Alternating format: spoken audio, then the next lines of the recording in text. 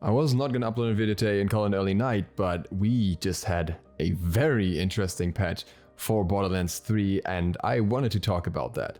This patch comes out today at 3 PM PT and it targets primarily weapons of all manufacturers, their damage output as well as some class specific or character specific abilities. So there's quite a few buffs and nerfs in this one, even though it's classified as a hotfix. We already had another hotfix yesterday that focused a little bit more on performance and some glitches. I did some tests with that we'll talk about in the future to see if the stability has actually improved, but today we're talking about these balance changes. And we'll jump right into those with the first weapon changes. Sniper rifles were overall considered too weak and got buffs as a whole. Their critical damage was increased by 20%, their fire rate was increased by 15%, their time to aim down sights was also reduced by 15%, and their time to equip was reduced by 20%. The main issue with sniper rifles prior to this patch was that especially for late game content they were often not worth it. They didn't do enough DPS against most targets and they also weren't very good for larger groups of mobs in general. It's not what they're designed for.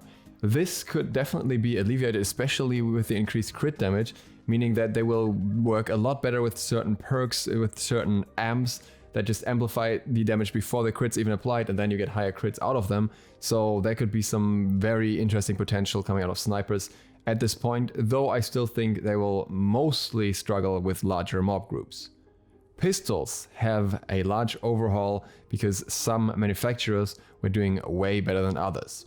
So the damage of all TEDIORE pistols is increased by 15%, the damage of all DAHL pistols is increased by 15%, the damage of all Children of the Vault pistols is increased by 20%, the damage of all Jacobs pistols is reduced by 15%, and the damage of all Torque pistols is reduced by 10%. The Jacobs nerf here is absolutely understandable to me. I'm almost always running Jacobs at the moment because they're just extremely strong. Even though they have smaller mags, it feels like it's not really justifiable to pick anything else. And Torque pistols, depending on your build, can also be pretty overwhelming. TEDIORE and DAHL buffs don't surprise me, they're just not really worth picking most of the time. What surprises me a fair bit is the Children of the Vault pistol buff. While these are of course not the highest damaging pistols in most situations, they have infinite mags, and 20% damage increase on that seems like a pretty heavy swing in favor of them. I might be biased here because I found a COV pistol with the double melee attachment, which is fantastic for Amara, but I've been using some Children of the Vault pistols for quite a long time, and they were like the secondary option to me next to Jacobs pistols. So this is very interesting. Now you may be wondering why Maliwan out of all manufacturers did not get a change here, and that's because Maliwan actually got a blanket buff. All Maliwan weapon damage is increased by 25%, and all Maliwan weapons fire rate is increased by 20%. This is due to the fact that they were designed to primarily do elemental dots and not so much the base damage of the weapons. But this dot damage was already nerfed before launch, and then it had to be compensated for a little bit more through the base damage being increased now. This is going to be very interesting. So far, I think most people have not been using Maliwan very much, unless you have a very specific elemental build where it works with. There was just not much of a reason to use them, and now I think that could change because it's a pretty drastic damage increase, and you also still have the dot. The wind up, the charge up is still something that I think some people will simply dislike. Similarly, most people didn't like Atlas due to the fact that you have this targeting mechanic, and therefore it wasn't really used much and it didn't really reach the effectiveness that it should have, and the damage for all Atlas weapons is also increased by 25%. I feel like with Atlas it wasn't so much the damage that was lacking. Some of their weapons actually have pretty good damage. The problem is more that, for example, you have these different target mechanics. You have the targeting grenade, the targeting puck, and the targeting dart, and only the targeting dart is one that really allows you to go for consistent headshots, because you can shoot the targeting dart at their head and then all the shots afterwards will land on their head. But with the other two targeting methods, which many of the weapons have, it's very hard to not possible with the puck primarily because it's simply very slow. So I'd rather see some adjustments to the targeting mechanics, but that would of course be a lot more complicated as well. Specific weapons from specific classes also received further changes. Jacobs assault rifles, which have smaller mag sizes than other assault rifles, had their damage increased by 20%. I think that's very much fair. They were just hardly ever worth using unless you had one that was just perfect all around, because otherwise other ones with larger mags would just outclass them. DAHL SMGs had their damage increased by 10%. This is because they got a fire rate nerf before launch, and that wasn't really compensated for, so they were a little bit weaker.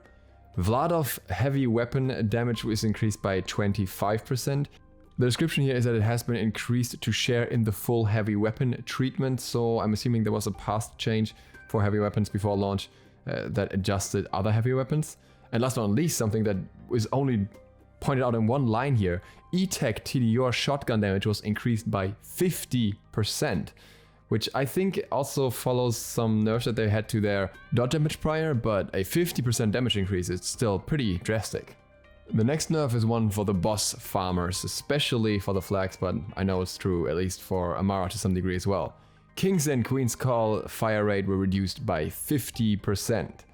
The interesting thing here is that technically it doesn't change all that much, because normally you only have 2 shots in the mag anyways, but with you being able to hit multiple crits through flags abilities or through certain targets, through certain bosses where you can just hit the crit spot over and over without having to aim much, you could spam this weapon extremely quickly and do tons of damage with it.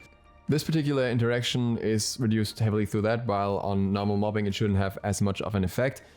And I think that is fair. Those items were clearly the best by far in SLOTH if you could get them, and having a bit more variety is not wrong. Firestorm and Storm were also changed. Their charge time was reduced to 1 second down from 2 seconds, which I think is absolutely fair for a sniper weapon, because sniping and charging for 2 seconds just feels too slow for a game like Borderlands. There are some other changes coming up, but first I'm going to skip to the end of the patch notes here and look at the Vault Hunter changes. Zane is getting buffs, quite a few, because Zane was just struggling compared to any other Vault Hunter in late game. I think it's very much known. The first thing that was changed was the damage of the Digiclone, which was increased by 38%. Interesting choice of value here, but we'll see what it does for him.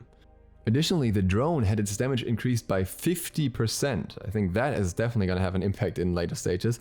And various augments also had additional benefits now. Cryo bullets no longer have a damage penalty. Drone rocket damage has been increased by 50%, and Almighty Ordnance rockets damage has been increased by 75%.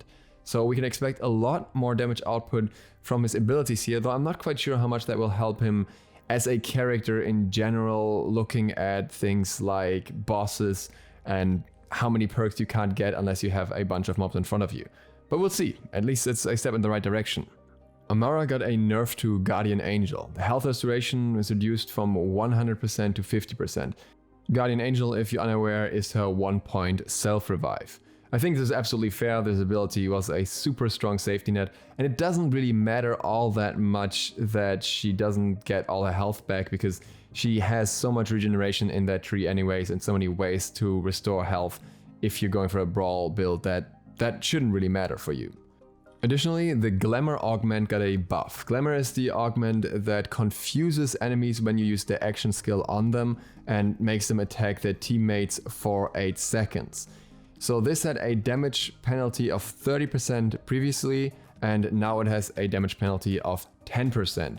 So almost the same damage as a normal skill, but it still has a 20% cooldown increase, and I think that's more the reason why people don't like it that much. Her brawl playstyle just revolves around mixing melees and basic attacks and ability frequently, and if your ability is on a longer cooldown, then it's just not gonna work as well. Our favorite robot Flak also gets a nerf, and you know which skill this is gonna hit. Yup, it's Guerrillas in the Mist. If you're unaware what this is, this skill allows Flak to stay in their fade away form after attacking an enemy for 8 seconds currently, and they will still crit all the time, but with reduced crit damage by 50%.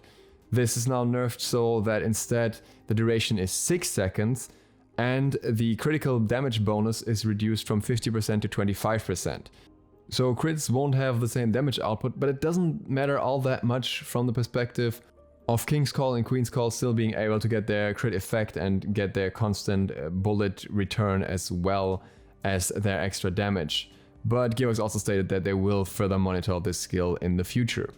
And then there's some miscellaneous changes to things like loots and certain Guardian ranks and stuff like that.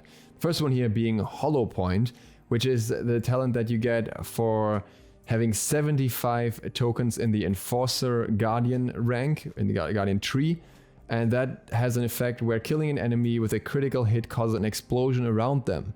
The problem with that is that this explosion currently hits allies, it hits pets, and it hits yourself, meaning this can do more harm than good and you can't even disable it. So that's temporarily disabled until it can be changed in a future patch.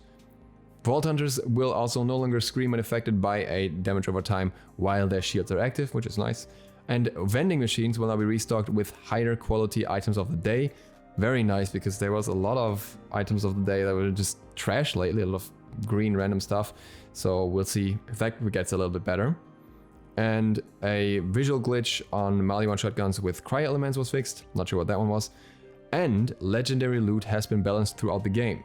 Crew challenge enemies will now drop their intended specific loot, and some enemies like Troy and Rampager will not drop legendaries on every single kill anymore. Last but not least, GRAVEWARD got some changes. He was a bit too abusable when it came to farming.